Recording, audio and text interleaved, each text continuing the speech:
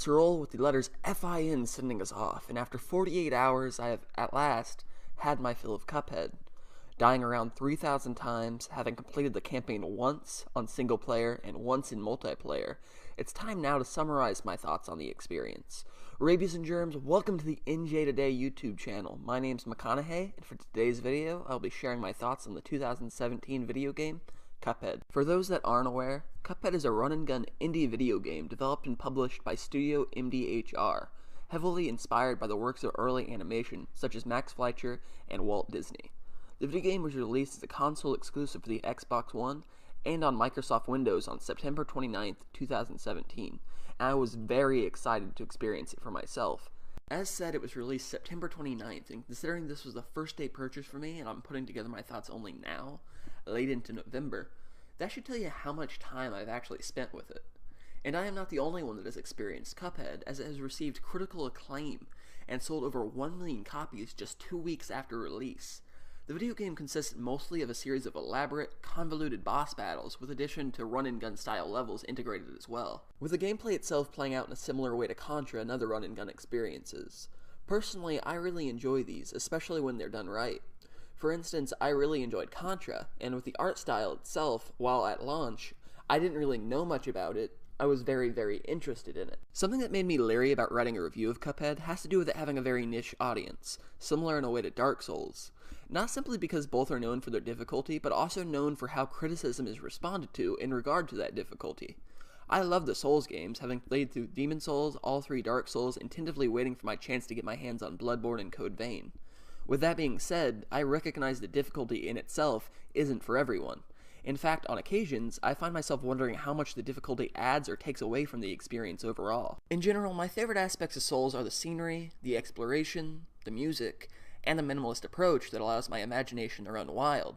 However, sometimes I feel as though certain aspects are situated in such a way that it's more punishingly inconvenient than what I would refer to as a challenge.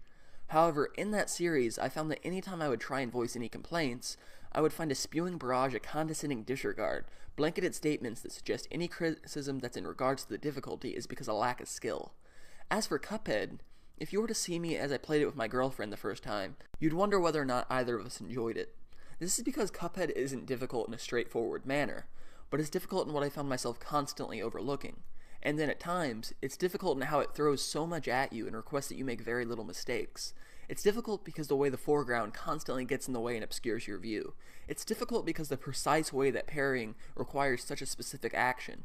It's difficult because at some moments during boss battles, the boss will drop down without warning and take a hit from you, and the only way to completely avoid it is to have hindsight, which is only more frustrating when you consider that usually that happens at the end of said boss battle. The reason the game is frustrating isn't necessarily just simply because it's difficult, but in fact, the way that it is difficult is a way that makes it where I'm no longer enjoying myself. Or you have a casino boss that threatens to have you restart the whole section simply for not parrying on a dice on the correct number.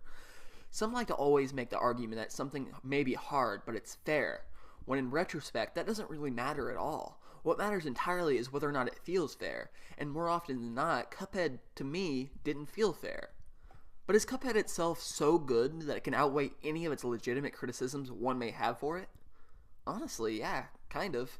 I mean, yes, I do legitimately think it would have been better if Cuphead provided a choice in terms of difficulty, because I think to certain gamers that might provide a better experience, and I don't think there's anything wrong with that.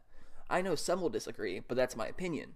All in all though, Cuphead's fantastic, throwing hurdle after hurdle at you, forcing you to make educated decisions about your tactics, requiring a lot of trial and error, and even if I said at times I wasn't enjoying myself, I must have been, at least a little bit, considering I kept playing it over and over again until I finally mastered it.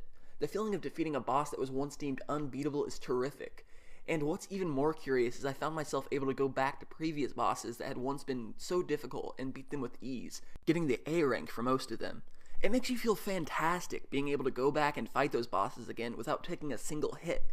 And it isn't because you've gotten some special weapon or anything else, because you have a certain skill or know-how that you didn't have before, and I think that's pretty cool.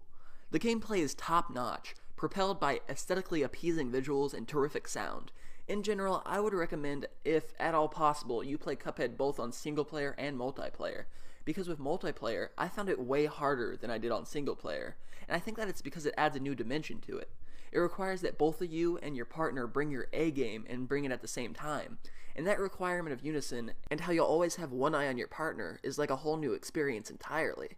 On single player, while it retains much of the challenge, I feel as though I had a much easier time of progression, but I wasn't nearly as wired in and invested. Cuphead is perhaps the best video game experience I've had this year, second only to my first co-op playthrough of Borderlands 2, and I can't wait to experience more from Studio MDHR. Thanks for watching my review, and if you enjoyed it, feel free to subscribe to the NJ Today YouTube channel. My name's McConnaughay, and I'll see you next time.